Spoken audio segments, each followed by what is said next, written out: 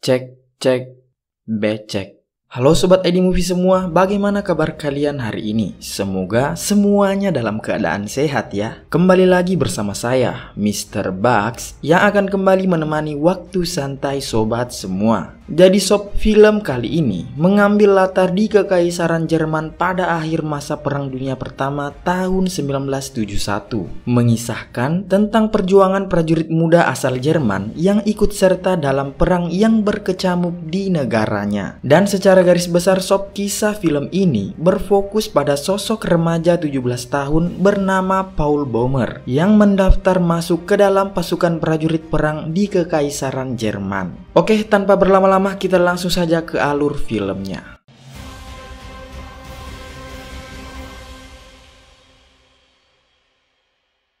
Berlatar pada Perang Dunia Pertama, memperlihatkan pertempuran antara Jerman melawan Prancis untuk memperebutkan wilayah kekuasaan. Tampak peperangan yang terjadi di sana begitu kejam dan brutal.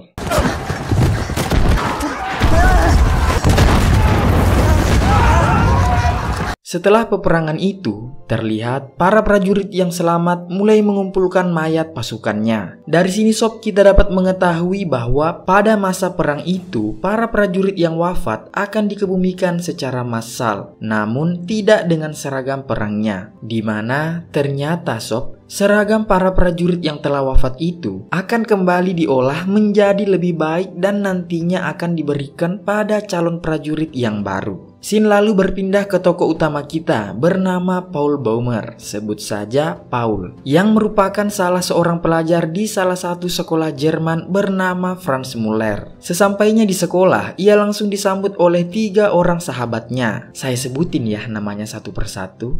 Ini Albert, Franz, dan terakhir Ludwig. Di sini sob, kita dapat mengetahui bahwa keempat orang sahabat ini berniat untuk menjadi seorang prajurit Jerman. Saking niatnya, Paul yang tidak diberi izin oleh orang tuanya memalsukan tanda tangan ibunya. Di dalam sekolah, mereka lalu berkumpul dan mendengarkan sebuah pidato pemantik semangat oleh salah seorang guru di sana. Mit einem eisernen Kreuz an der vor Stolz geschwellten, sondern immer nur um das Gesamte.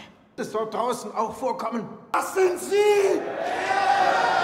Para pemuda yang mendengar itu, tentu semangat mereka semakin menggebu-gebu untuk segera menjadi seorang prajurit dan terjun langsung ke medan tempur sob. Yah, yang namanya juga anak muda ya, harus punya semangat juang, iya kan sob. Setelah mendengarkan pidato, mereka lalu dikumpulkan berbaris dengan rapi untuk mengambil masing-masing seragam prajurit mereka. Dengan bangganya, keempat orang sahabat itu terlihat begitu senang karena telah menjadi seorang tentara Jerman. Mereka lalu diangkut menggunakan truk tentara dan telah berada di sebuah wilayah bernama La Malmaison, Prancis Utara 25 km menuju front barat. Di dalam truk itu, salah seorang perwira mengajarkan cara menggunakan senjata senapan dengan baik dan benar, serta memberitahukan bahwa mereka tergabung dalam kesatuan resimen infanteri cadangan ke-78. Belum sampai mereka di lokasi tujuan, truk mereka terpaksa harus terhenti karena begitu banyak tentara yang harus segera dilarikan ke rumah sakit. Dengan itu, para prajurit muda tersebut terpaksa harus kembali melanjutkan perjalanan dengan berjalan kaki. Dalam perjalanan, mereka lalu dikejutkan dengan ledakan bom yang mengandung gas beracun. Semua prajurit lalu diperintahkan untuk segera memasang masker pelindung mereka. Dalam kondisi kaget, Paul tampak terlambat dalam memasang maskernya, hingga tentara senior yang melihat itu lalu menghukum Paul untuk terus memasang maskernya sampai di lokasi tujuan mereka. Sesampainya mereka di lokasi perang, yakni sebuah pertahanan di dalam parit. Dalam kondisi terus mengenakan masker anti beracun, Paul tampak mulai kehabisan tenaga. Namun beruntungnya, tak lama setelah itu, seniornya kembali memerintahkan untuk melepaskan maskernya. Walah, nikmat betul udara segarnya ya sob. Bersamaan dengan itu, kita lalu diperkenalkan dengan salah satu perwira senior yang telah lebih dulu berada di sana bernama Kaczynski. Sebut saja Kat. Karena begitu derasnya hujan hari itu membuat parit mereka terancam akan dipenuhi genangan air. Sehingga mau tak mau mereka harus menimba air tersebut keluar dari parit menggunakan helm mereka sob. Di tengah kesibukan mereka, tiba-tiba Ludwig mulai mengungkapkan rasa penyesalannya karena telah mendaftarkan diri sebagai prajurit. Menurutnya ini sama sekali tidak sesuai dengan ekspektasinya. Nah kan, ya kali dia pikir itu perang tempat senang-senang sob. Malam harinya, terlihat Paul dan Albert mendapatkan jatah untuk jaga malam. Saat sedang berjaga, Paul tiba-tiba mendengar adanya sebuah pergerakan dari arah musuh. Hingga tanpa pikir panjang, ia pun langsung melesatkan tembakan pertamanya. Dan tiba-tiba Paul terkena tembakan dari musuh. Tapi alhamdulillah sob, tembakannya itu tepat mengenai helmnya, bukan palanya. Selamat. Pimpinan mereka yang melihat kepanikan dari dua bocah itu segera menghampirinya dan mengarahkan mereka untuk berpindah lokasi apabila telah melakukan tembakan. Sebab musuh telah melihat titik keberadaan mereka melalui percikan api dari moncong senapannya sob. Saat kedua anak muda itu telah berpindah tempat, mereka melihat sebuah cahaya dari roket flare yang terbang di udara menyala menghiasi malam gelap gulita di sana. Namun bersamaan dengan kemunculan cahaya itu juga diiringi dengan ledakan artileri musuh yang membabi buta.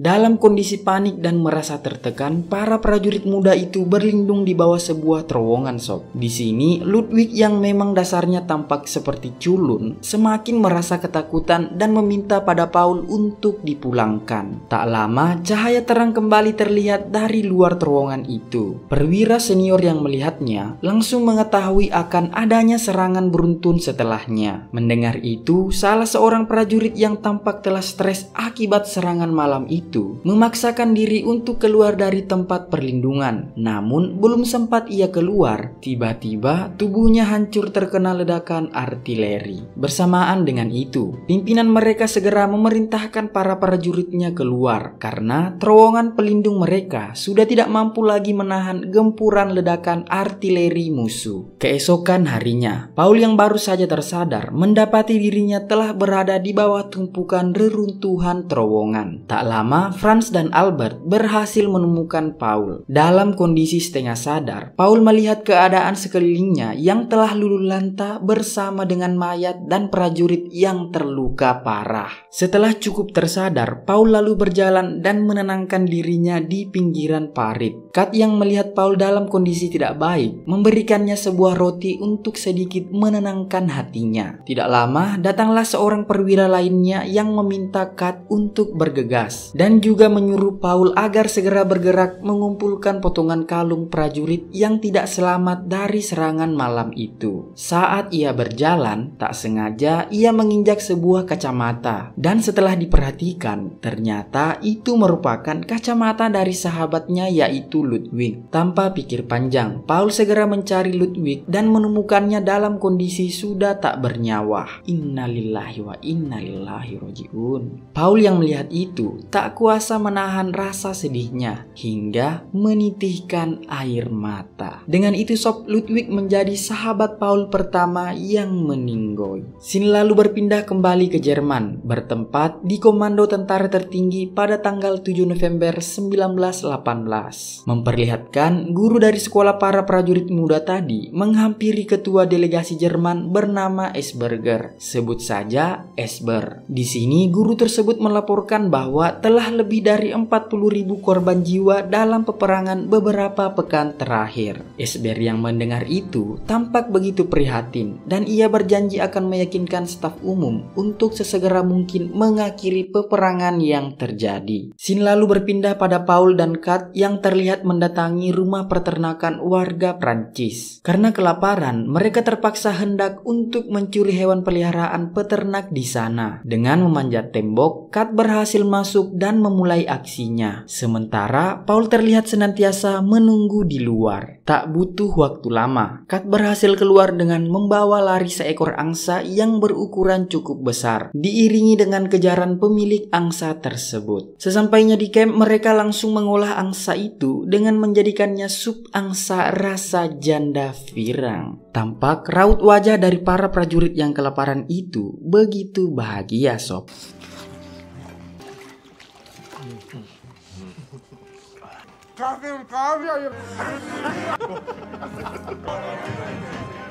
Setelah makan bersama, mereka lalu berpindah ke dapur. Oh iya sob, maaf sebelumnya karena tadi saya lupa memperkenalkan salah seorang prajurit muda lainnya. Jadi di sini ia bernama Jaden ya. Tak lama setelah mereka asik mengobrol, tiba-tiba melintaslah 3 gadis kembang desa yang sedang berjalan melewati camp mereka. Melihat gadis-gadis itu, jiwa muda para prajurit merontah-rontah akan hasrat mereka.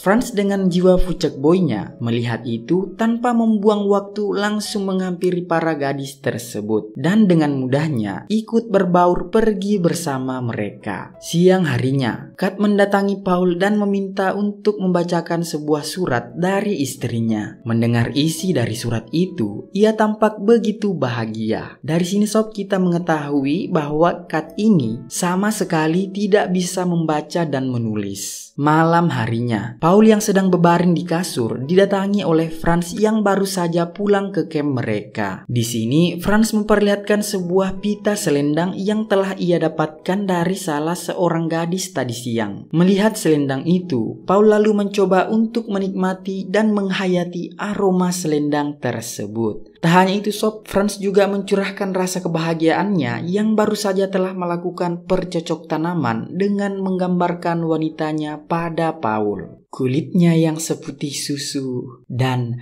bobanya yang kencang. Waduh, Albert dan Jaden yang mendengar perbincangan dewasa mereka terbangun dari tidurnya dan juga ingin merasakan aroma dari kembang desa itu.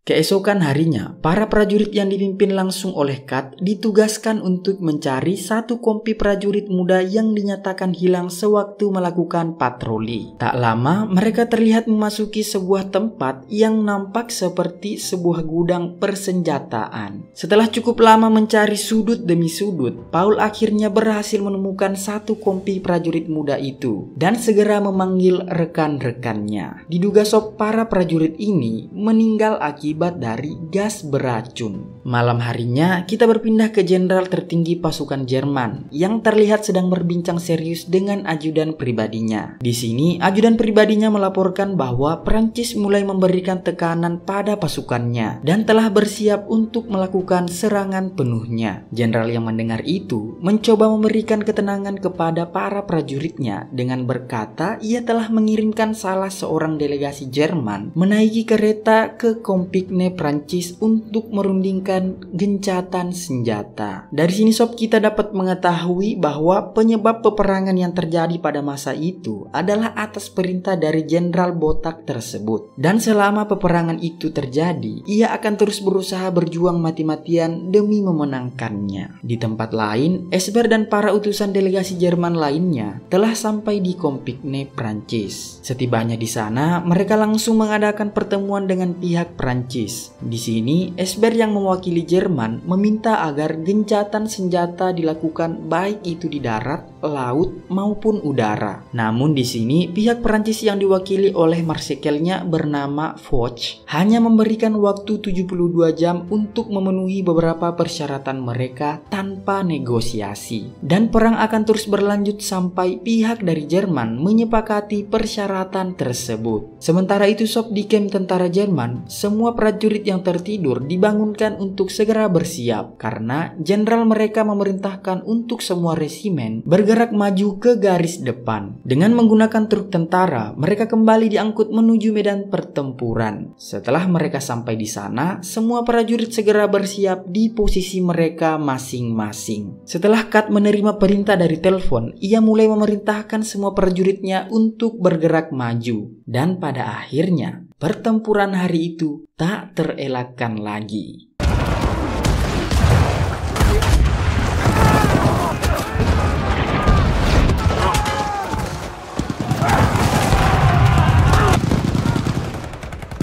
Pasukan Jerman yang bergerak maju terus digempur habis-habisan oleh tentara Prancis menggunakan senjata mesin dan mortir, hingga membuat banyak di antara mereka tumbang. Paul yang kesulitan dalam membidik memilih untuk melemparkan sebuah bom pada musuhnya. Dengan bomnya itu, mereka kembali bergerak maju dan menghabisi lawannya satu persatu. Di wilayah pertahanan musuh, tak sengaja mereka menemukan dapur dari lawannya. Melihat begitu banyak makanan di atas meja, para prajurit yang kelaparan itu segera memakannya dengan begitu lahap. Namun tiba-tiba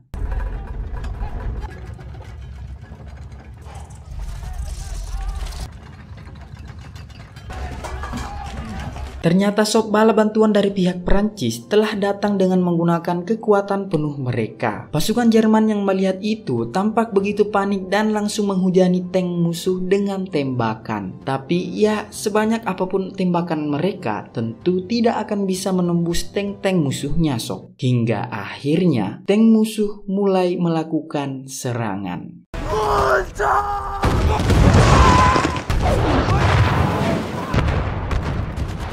Dalam serangan tank itu, begitu banyak korban dari pihak tentara Jerman. Bahkan tidak sedikit dari mereka yang memilih mundur terlebih dahulu. Akibat dari serangan itu, membuat Franz tampak seperti kena mental. Dan terpaksa ia harus terpisah dari Paul and the gang. Sementara Kat yang terlihat mengejar tank dari arah belakang, memiliki ide untuk menaruh sebuah bom pada roda besi tank musuh ke dalam tank lawan yang membuat beberapa orang di dalamnya tepar. Dan prajurit yang keluar dari dalam sana langsung dihujani dengan tembakan. Tak hanya sampai di situ sob, ternyata dari arah belakang pasukan infanteri Prancis juga mulai melakukan serangan brutal kejamnya dengan membakar hidup-hidup prajurit Jerman yang tersisa di belakang. Dalam kondisi terdesak, pasukan Jerman akhirnya dipukul mundur. Paul yang terus berlari tiba-tiba terkena serangan mortir yang membuat ia terlempar. Dalam kondisi oleng setengah sadarnya, ia menyaksikan Albert yang masih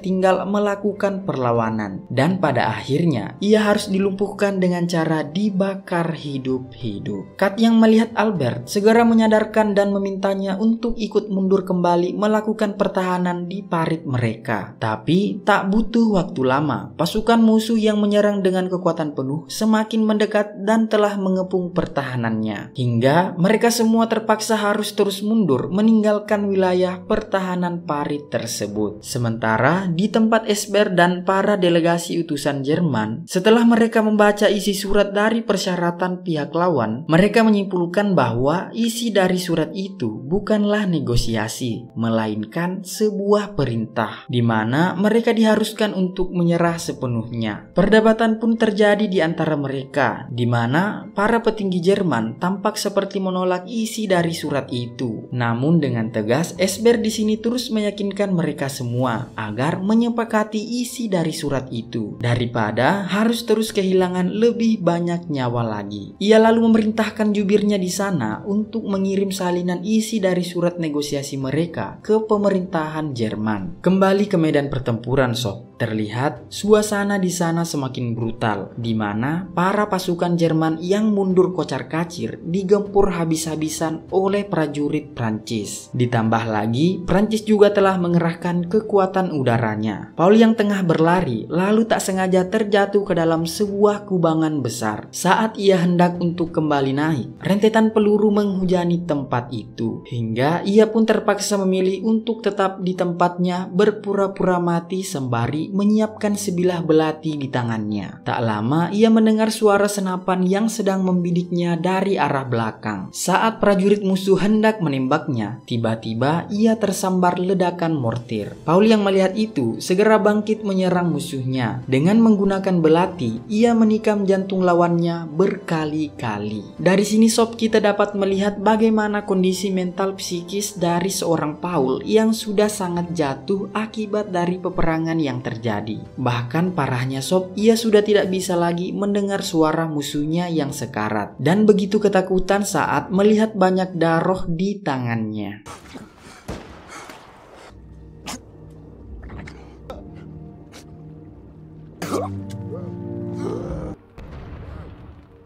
Hingga Paul yang selamat dari pertempuran brutal siang itu akhirnya berjalan pulang sendiri di antara mayat yang berserakan. Berpindah kembali ke Esbjerg, di mana ia terlihat mendapati surat balasan dari pemerintah Jerman yang menekankan pada mereka agar menyetujui isi surat negosiasi dari Prancis. Tanpa membuang-buang waktu, ia segera mengadakan pertemuan kembali dengan pihak Prancis. Di sana ia memberitahukan bahwa Kaisar Jerman telah turun dari tahta dan para tentara telah menolak untuk mematuhi perintah. Di sini Esbjerg juga meminta sedikit kompromi dari beberapa persyaratan yang diajukan Prancis. Namun pihak lawan sama sekali tak memberikan kompromi sedikit pun dan menyuruh mereka untuk segera menandatangani surat tersebut. Dengan hasil kesepakatan mereka, maka perang dinyatakan berakhir dimulai pada tanggal 11 bulan 11 pukul 11. Bersamaan dengan itu, Paul yang baru saja tiba mendapati semua prajurit tengah berbahagia atas berita berakhirnya peperangan. Paul pun terus berjalan masuk ke dalam gereja tempat para pasukan yang terluka sedang dirawat untuk mencari sahabat-sahabatnya. Tak lama, Paul yang sedang berjalan mendengar suara dari Jaden yang memanggil namanya. Ia pun mendapati Jaden yang tengah tergeletak bersama dengan para tentara yang terluka lainnya. Di sini Jaden mengalami luka parah pada bagian kakinya yang membuat ia mati rasa. Melihat kondisi Jaden, Paul mencoba untuk menenangkannya dengan berkata bahwa perang telah berakhir dan sebentar lagi mereka akan dipulangkan. Dalam keadaan sekaratnya, Sob Jaden lalu memberi Paul sebuah selendang milik Franz yang menandakan bahwa si Franz juga telah meninggal. Dengan membawa selendang putih Franz, Paul kembali melanjutkan perjalanannya dan tak sengaja menemukan Kat yang sedang mengantri memperebutkan pembagian makanan prajurit. Dalam keadaan lapar, mereka lalu membawakan makanan untuk Jaden yang tampak telah semakin sekarat dengan keadaannya yang sudah semakin pucat. Jaden lalu meminta garpu dan sendok dengan alasan untuk ia pakai makan. Namun setelah diberikan, saat Kat dan Paul sedang menikmati makanannya, dalam keputusasaannya, Jaden memilih untuk mengakhiri hidupnya dengan menancapkan sebuah garpu di lehernya. Atas kematian Jaden, maka dengan itu hanya tinggal Paul dan Kat yang selamat. Berpindah ke Jenderal Jerman yang tampak tidak terima atas kekalahannya. Ia lalu berniat untuk menarik semua pasukannya dari pos dan mengumpulkannya. Pagi harinya, tepat pada tanggal 11 bulan 11, Kat yang belum tertidur mendengarkan sebuah berita dari radio yang menegaskan bahwa permusuhan akan dihentikan di seluruh barisan hari itu tepat pada pukul 11 nanti. Serta di hari itu juga, pasukan dari kedua belah pihak tidak akan melewati batas mereka. Mendengar itu, Kat begitu terharu atas perdamaian yang terjadi. Merasa lapar, Kat lalu kembali mengajak Paul untuk pergi mencuri hewan peliharaan peternak warga Prancis. Namun kali ini, giliran Paul yang masuk ke dalam. Paul pun memulai aksinya. Diam-diam menyelinap masuk ke dalam kandang bebek milik peternak. Belum berhasil ia menangkap bebek di sana, ia lalu diciduk oleh anak dari sang peternak yang langsung mengunci pintu kandang dan mengurung Paul di dalamnya. Dalam keadaan panik, Paul hanya mengambil beberapa telur dan menerobos pintu kandang itu. Sembari dihujani tembakan oleh sang petani, mereka berdua berlari terbirit-birit. Karena kurang beruntung hari itu, mereka hanya mendapatkan sebuah telur pecah. Namun ya, mereka tetap bersyukur Sob atas apa yang telah mereka peroleh hari itu. Setelah menyantap telur mentah itu, Kat bergegas untuk pergi buang air kecil ke dalam hutan. Namun sayang Sob, saat ia selesai buang air, tiba-tiba anak dari peternak yang selalu ia curi peliharaannya telah berdiri di belakangnya dan bersiap untuk menembaknya. Hingga akhirnya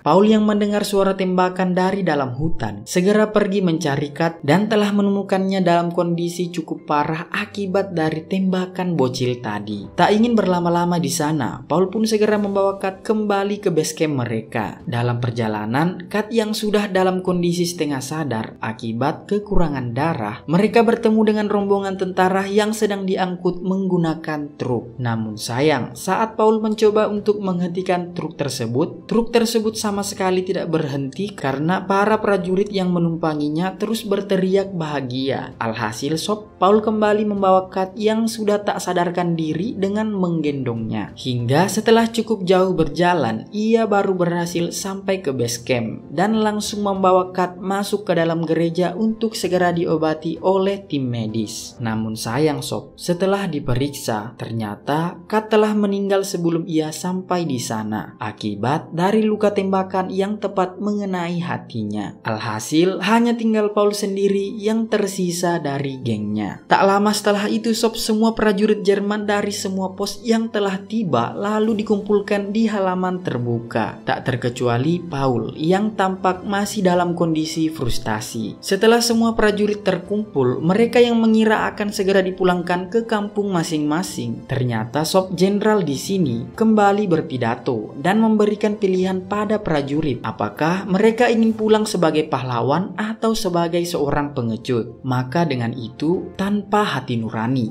ia kembali memerintahkan semua prajuritnya untuk melakukan serangan penuh ke pertahanan musuh sebelum pukul 11. Beberapa prajurit yang mendengar perintah dari jenderalnya tampak memilih berontak dan tidak ingin mematuhi perintah sang jenderal. Hingga jenderal lalu memisahkan beberapa prajuritnya yang mencoba berontak dan langsung menembak mati prajurit tersebut. Hingga mau tak mau, semua prajurit yang malang itu kembali digiring menuju medan pertempuran. Di sisi lain sob, pihak Prancis yang mengira perang telah berakhir tampak tengah bersantai di pertahanan mereka. Sampai akhirnya mereka semua dibuat panik dengan serangan mendadak dari musuhnya. Pertempuran pun kembali terjadi.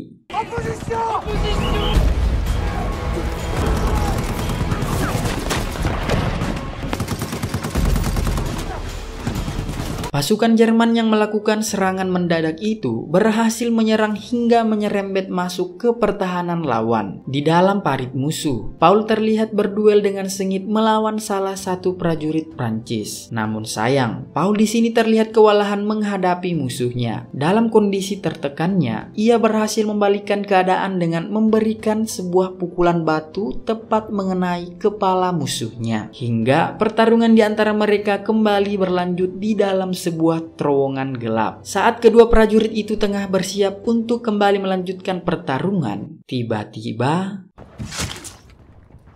Paul mendapatkan sebuah tikaman dari arah belakang oleh musuhnya. Beberapa detik setelah ia terkena tikaman, suara trompet akhirnya terdengar yang menandakan waktu telah sampai pada pukul 11. Sebagai tanda peperangan di antara kedua negara itu telah berakhir.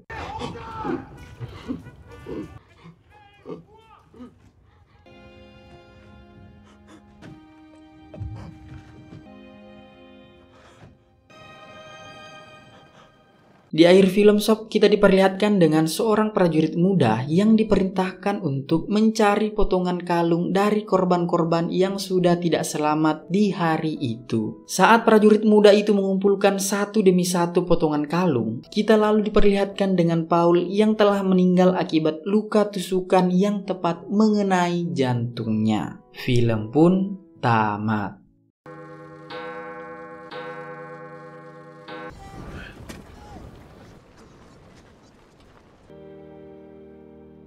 Tak lama setelah pertarungan dimulai, pada Oktober tahun 1914, Front Barat terjebak dalam perang parit. Di akhir perang pada November 1918, garda depan nyaris bergeming. Lebih dari 3 juta prajurit tewas di sini. Kebanyakan tewas mempertaruhkan hanya beberapa ratus meter lahan. Nyaris 17 juta nyawa hilang dalam Perang Dunia Pertama. Ya, itulah tadi alur cerita dari film Alcuin on the Western Front. Bagaimana menurut Sobat ID Movie semua setelah menonton film ini? Kira-kira apa yang dapat kita petik dalam film ini sob? Jangan lupa tulis di kolom komentar ya. Sampai ketemu di alur cerita film selanjutnya.